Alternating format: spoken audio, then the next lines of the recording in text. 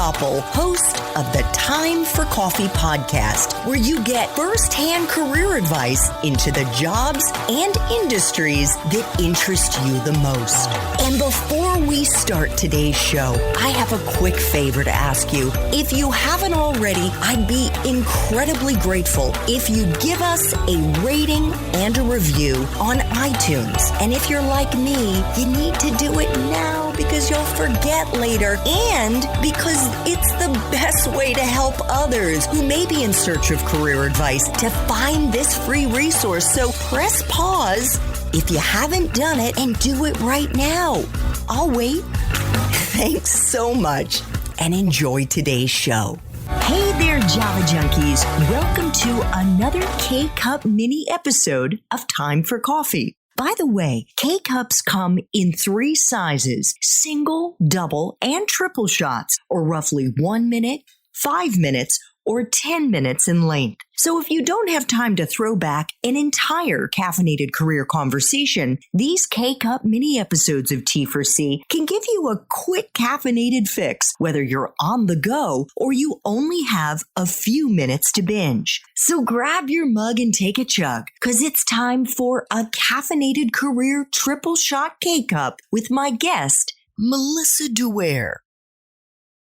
As I was preparing for this interview, Melissa, I was thinking, when we're kids, little kids, and people say, what do you want to be when you grow up? And it's the fireman, it's the doctor, the astronaut, the fill in the blank.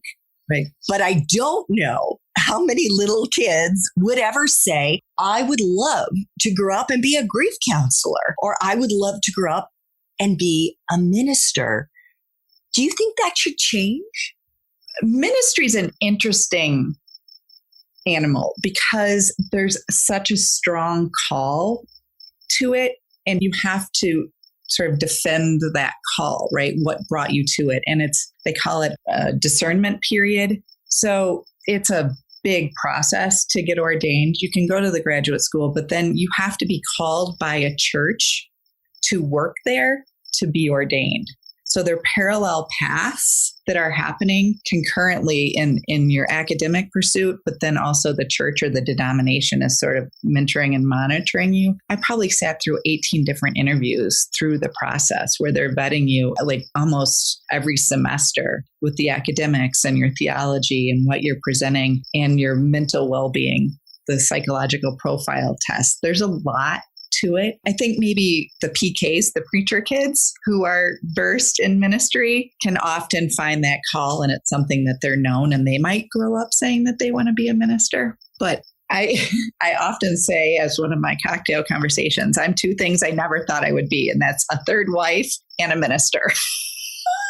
So there you have it. Life takes a lot of twists and turns. It certainly does. And as you and I were chatting before we started this interview, some might call it a calling, whether you are called into the ministry or you're called into fill in the blank profession.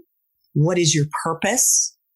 I also believe, and maybe because this is ecumenical to say it this way, that magic happens in our lives. And I find it incredibly exciting to say to our young listeners, you have no idea, none of us do, who you're going to meet, whether it's later today, tomorrow, a month from now, who's going to open your eyes to some, let's just keep it within the professional realm, some type of job or career that maybe didn't exist before, or maybe you had just never been exposed to it and is suddenly like this, oh my God, revelation that changes your life and that pulls you in an unexpected direction. And that has certainly happened to me many times in my life. Now, I knew different industries, but because of something, sometimes bad, that happened in your life, often bad. I'm thinking about the loss of your mother. For me, it was the loss of jobs that ended up pulling me or pushing me into a different direction that turned out to be a gift. Yes. A blessing. Yes. I think losses demand, and this is part of the grief cycle, is the meaning making, right? You have to dig deep and rebuild. And that's when we start to become more intentional and more aware of things that we liked or we didn't like, and more open to the possibility of change, because we have change thrusted upon us. And it's like, how are we going to get back up from this experience? I think that 90% of changes happen because of loss, right? There's endings before there can be beginnings. And that's where we find our grit. Amen. I would definitely have an amen to that. Melissa, can you just quickly take us into what it was like as a minister in the UCC church?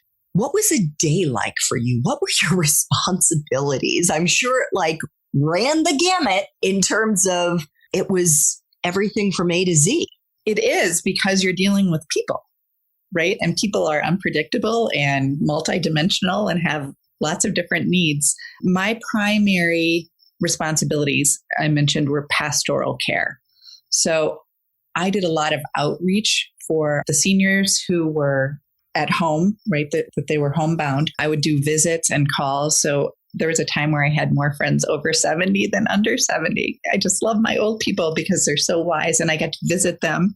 That was a big part. A lot of notes, a lot of follow through, follow up on situations. If they were in the hospital, I would go and visit them. When they were home, coordinate that. A lot of work with funerals and supporting the family through that, and planning the services, which I actually love doing funerals, because families would come to you and you'd say, tell me about this person. Tell me about your mother.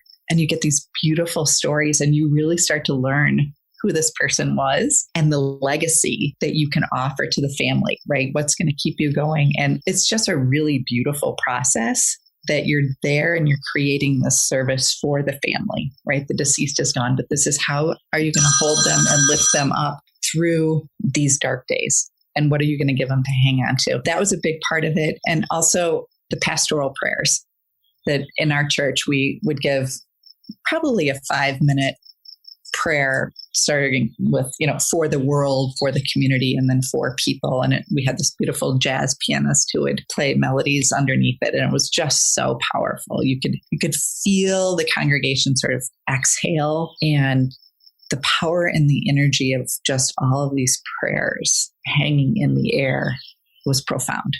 And then it's humbling, because it's like we all come here needing something, that we're all thirsty for something bigger, and we're all connected. And that was really just a beautiful aspect of Sunday morning. But like I said before, it's such a privilege to walk with people and have them offer their vulnerability to you and tend to it so carefully, right? Trust is fragile. And so you hold that safe space, and you're trusted with some of the most painful experiences of anyone's life. We were chatting during the Espresso Shots episode about how potentially really draining this type of work can be, and the importance of self-care. How did you balance that? I can imagine you had some days that started very early and ended very late. You're preaching on a Sunday. It could be a 24/7 type of job. You could be working 40 hours a day. There are moments that it feels like a 40-hour day. And there are moments it's feast or famine, right? So there's sort of this adrenaline rush. And so Sunday afternoons at 2:00 after church, we go out for a big breakfast, and then I'd be asleep on the couch. My husband called it the preacher nap, right? Because there's all these people from the congregation that are energized and want to connect with you and talk to you. So it's hyper stimulating. And then I crash, at least for someone like myself who's an introvert. It really is walk the walk, right? And modeling self-care, mind, body, spirit, eating well, hydrating, and exercising. And so I would go out running before church or before work. And that was my trifecta. I had my friends, I had my exercise, and I had, the socialization, and my day started beautifully, right? If I got that exercise in the morning. Then I was elevated. Then I had something to give. But ministry is a huge burnout profession for that very reason of not protecting boundaries and carrying the weight of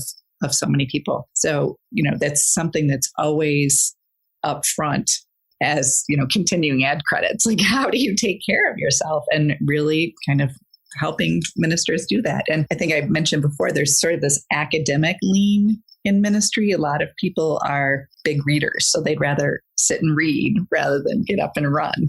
But it's both. You gotta have both. It's got to be about balance. So interesting that you said you're an introvert.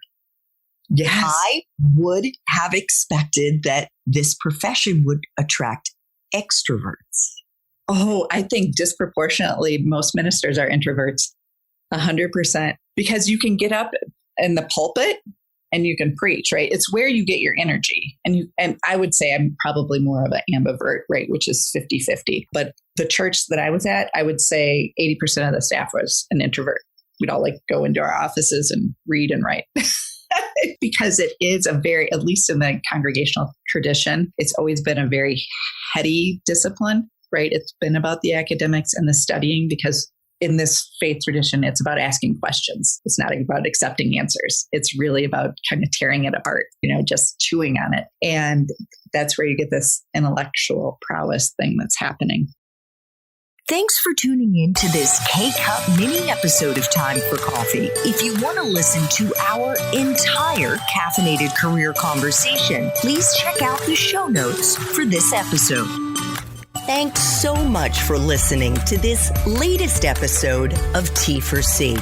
And if you're interested in learning more about my coaching services for confused college students and recent grads, feel free to check out the Time for Coffee website under the coaching tab at time4coffee.org or text me at 202-236-5712. That's 202-236-5712.